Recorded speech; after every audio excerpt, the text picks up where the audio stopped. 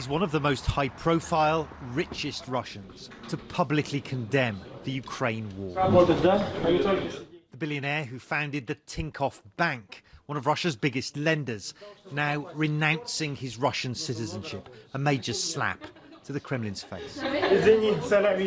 He's even posted the termination document online, along with scathing criticism of the Russian state. I can't and won't be associated with a fascist country, Tinkov wrote on his Instagram page.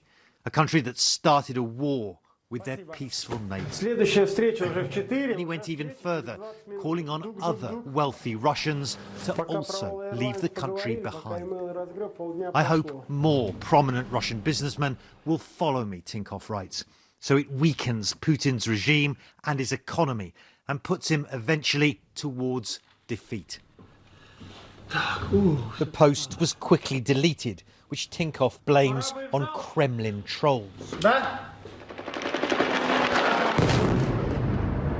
It's not the first time Tinkov has publicly criticised Putin and his Ukrainian conflict. But these almost daily scenes of violence and its horrors seem to have galvanised the billionaire. Back in May, Tinkov, who's suffering from cancer, spoke of how his own fight for survival made it impossible to stay silent in the face of so much killing. You see kids, women, people dying for nothing, being murdered by someone. I mean, the Russian army is killing them for nothing. You can die from cancer, but why should you die from a bomb just because you live in Ukraine? This is messed up, especially in the 21st century. There's a way to try and repay that debt, Mr. Deripaska. Of course, there have been other prominent Russian billionaires who criticised the Ukraine war.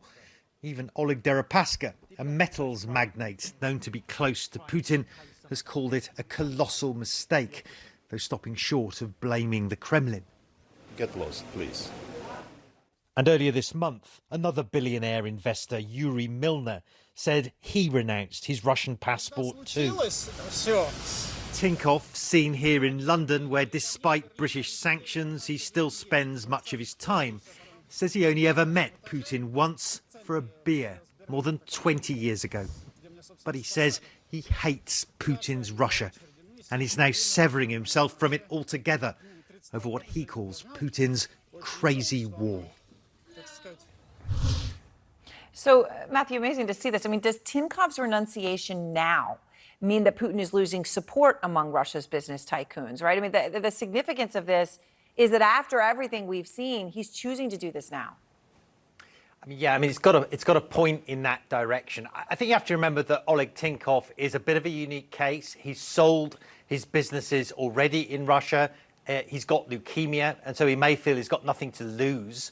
But, of course, there are many, many other business people in the country that have a lot to lose. Speaking out like that would probably mean the end of your business. It could mean jail. It could mean danger for your family. So even if they agree with what Oleg Tinkov has to say, they're probably going to keep their mouths shut. Having said that, the fact that anyone's speaking out at all, and there are several high-profile business people, indicates the economic impact that this war is having on Russia. Yeah, absolutely. And as you say, his circumstances are specific to him, but still, it's a courageous and brave act, right? That he's doing this.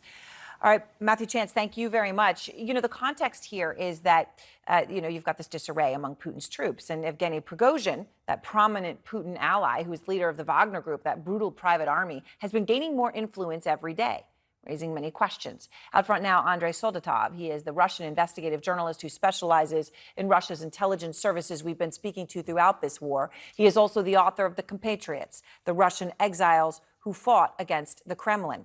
And obviously, Andrei, you know so much about Tinkov, people like him. Prigozhin is a crucial character right now in trying to understand what he means to this war. He's now urging Russia's prosecutor general to shut down YouTube. He says that it's undermining Russia. And look, when you're coming out and you're the leader of the brutal Wagner group, right, this mercenary group, you're not just being a military leader if you're talking about shutting down YouTube.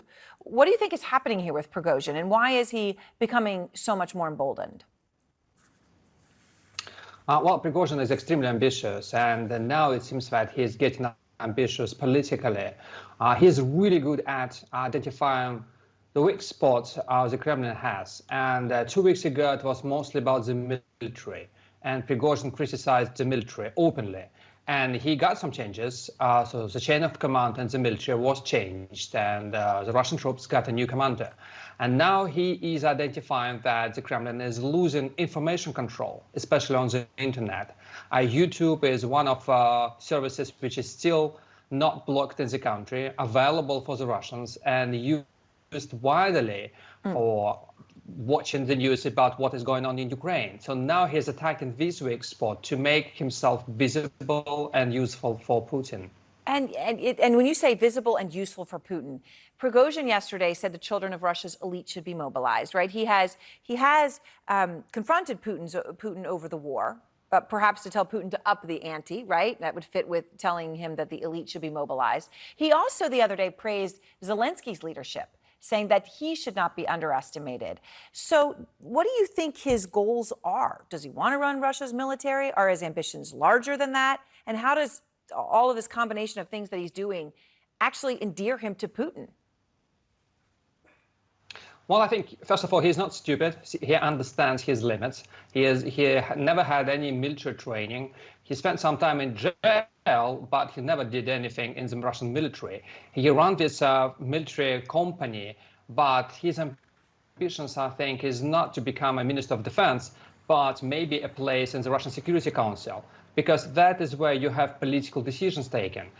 That is where you have real power. So to become someone like Deputy Secretary of Security, that would fit him.